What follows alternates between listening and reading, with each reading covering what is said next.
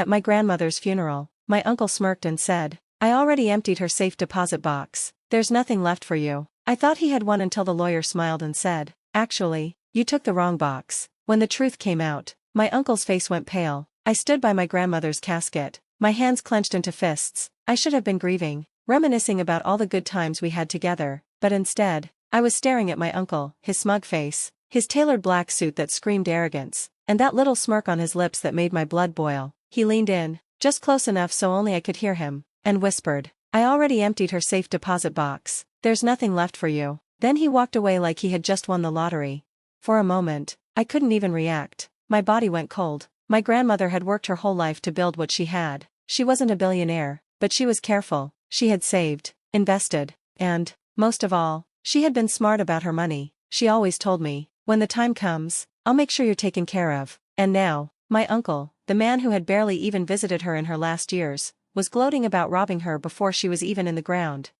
Now, let me back up a little. My grandmother had 3 children, my mother, my aunt, and my uncle. My mom was always the responsible one, the one who took care of my grandmother when she got older. My aunt wasn't a bad person, just kind of distant, never caused problems but never got involved either. But my uncle? He was different. He had always been selfish, always looking for an angle, always trying to take more than his share. He married rich, then divorced richer, spent money like it was water, and had that kind of entitlement that made him think he deserved everything. When my grandmother's health started failing, my mom was the one who took care of her. She drove her to doctor's appointments, handled her bills, made sure she had everything she needed. My uncle? He only showed up when he thought there was something in it for him. And now, at her funeral, he was acting like he had won.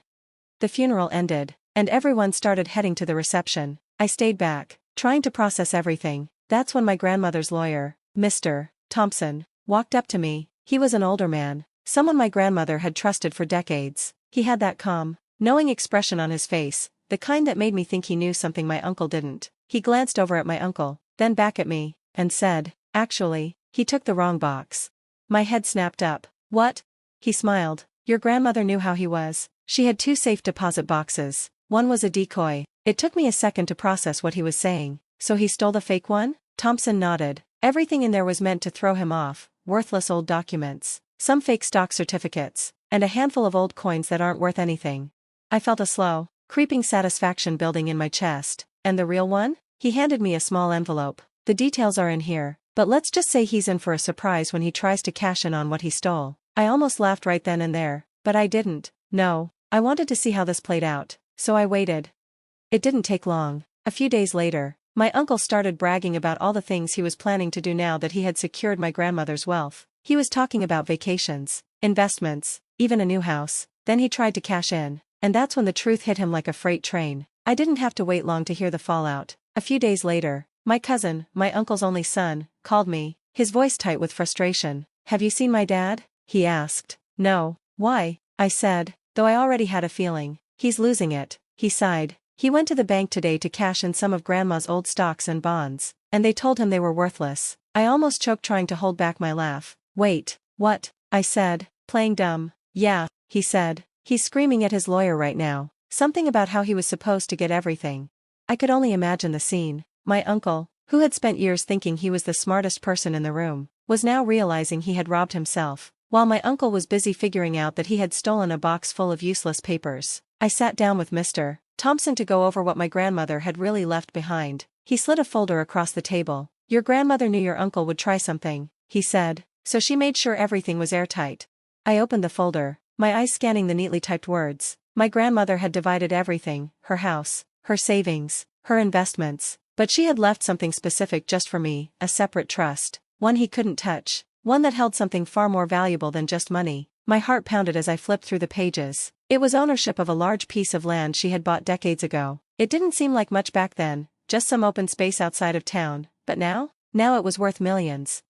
The moment my uncle found out, he lost it. He called me, screaming, demanding to know how I had tricked Grandma into leaving me something. "You stole from me," he shrieked. I let out a slow breath. "I didn't steal anything. You took the wrong box, remember?" His voice cracked. "But I was supposed to get everything." "That's not how it works," I said. "Grandma knew exactly what she was doing." He hung up on me. That was just the beginning. A few days later, my uncle's problems got worse. Turns out, when he emptied that decoy box, He had unknowingly committed bank fraud. See, my grandmother had put a few fake legal documents in there, nothing illegal, but just official looking enough to make him think he was getting something valuable. He had forged her signature on a few of them, trying to claim assets that weren't even hers. And the bank? They didn't take that lightly. Before he knew it, he was under investigation. The final blow? The last time I saw my uncle, he was a wreck. His lawyer had dropped him. His accounts were frozen, and he had lost everything he thought he had stolen. The worst part? He knew I had won. He knew my grandmother had outsmarted him. He knew he had played himself. I didn't gloat. I didn't even need to. The look on his face was enough. And as I walked away, I could almost hear my grandmother's voice in my head, chuckling softly. Some people never learn. I thought that was the end of it. I really did. But my uncle? He wasn't the type to accept defeat. A few weeks later, I got a notice in the mail. He was suing me. He claimed my grandmother had been manipulated in her final years, that I had somehow tricked her into changing her will. He wanted the trust overturned, the land seized, and everything redistributed. I wasn't worried. My grandmother had done everything legally, but I was angry. After everything, after he had stolen from his own mother, he still had the audacity to try to take more. His lawsuit should have been thrown out immediately, but here's the thing, lawsuits cost money, and my uncle still had some left. Not much, but enough to make my life hell for a while. He dragged it out, filing motion after motion, trying to delay things, trying to find some loophole. But here's where it gets really good. While my uncle was busy suing me, something else was happening behind the scenes. He had been living a very expensive life for years, big houses, luxury cars, designer clothes. He always acted like money was endless, but it wasn't. Turns out, after his divorce, he had been secretly drowning in debt. He had borrowed against everything he had, maxed out lines of credit, and taken out shady private loans. And now his lawsuit had drawn attention to his real financial situation. Creditors started knocking. The IRS started looking into him. Then the real kicker, his ex-wife sued him, claiming he had hidden assets during their divorce. His life was unraveling faster than he could keep up. And then, the final twist. Remember the land my grandmother left me? The one my uncle thought was worthless? Well, he really should have done his research. Because what he didn't know was that my grandmother had been working on a deal for years. A development company had been negotiating to buy the land. They had big plans, commercial real estate, luxury homes, retail space, and just a few weeks after my uncle's lawsuit started, the deal closed. The trust my grandmother set up for me? It wasn't just worth millions, it was worth tens of millions. When my uncle found out, he lost what little sanity he had left. He tried to add to the lawsuit, claiming that the land deal had been hidden from him. But the judge? He wasn't buying it. Not only did my uncle lose the lawsuit, he was ordered to pay all of my legal fees. With no money left, my uncle was forced to sell his house. His cars were repossessed. His credit was destroyed. And the best part? The bank fraud investigation was still ongoing. He went from living in a mansion to renting a tiny apartment on the outskirts of town. He was completely, utterly ruined. The last I heard, he was trying to start some kind of business selling luxury lifestyle coaching or some nonsense, but no one was buying it. And me? I was set for life, all because my grandmother knew exactly who he was. He thought he had won, but in the end, he only outsmarted himself. For a while, I thought that was it. My uncle was broke, humiliated, and trapped in the mess he created. But some people don't know when to quit. Even after losing everything, he kept trying to fight. He started telling anyone who would listen that I had stolen the inheritance. He tried to play the victim, claiming I had manipulated our grandmother into cutting him out. At first, I ignored it, let him talk. No one believed him. But then he did something that crossed the line. He showed up at my grandmother's old house, the one I inherited, and tried to break in. I got a call from the security company in the middle of the night. There's been a break-in attempt, the guy said. The police are on the way. I didn't even have to ask who it was. By the time I got there, the cops had already arrived. My uncle was standing in the driveway, screaming at the officers, trying to convince them he had a right to be there. "This is my mother's house," he shrieked. One of the officers turned to me. "Sir, do you know this man?" I crossed my arms. "Unfortunately," the officer sighed. "He claims he has a right to the property." I pulled out my phone, opened an email from the lawyer, and showed them the legal deed with my name on it. "He has no right to anything," I said. The cop looked at the paper, nodded, then turned to my uncle. "Sir, you're trespassing," he exploded. "You don't understand. That's my inheritance. He stole it from me." The cop didn't care. "Sir, turn around. You're under arrest for trespassing and attempted burglary."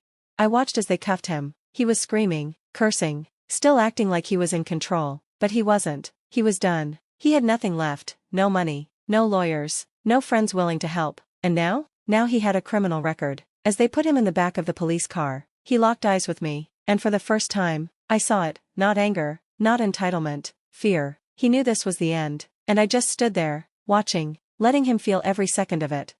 After that, my uncle disappeared from our lives. He lost everything, the last I heard. He was living in some rundown apartment, working odd jobs just to survive. No more luxury, no more power, no more control. And me? I honored my grandmother's memory. I took care of my mom. I made sure my family was secure. I donated to charities she cared about. I used the money the right way. And every now and then, I'd think about my uncle, how he thought he had won, how he thought he had outsmarted everyone, but in the end, he played himself. And my grandmother? She got the last laugh.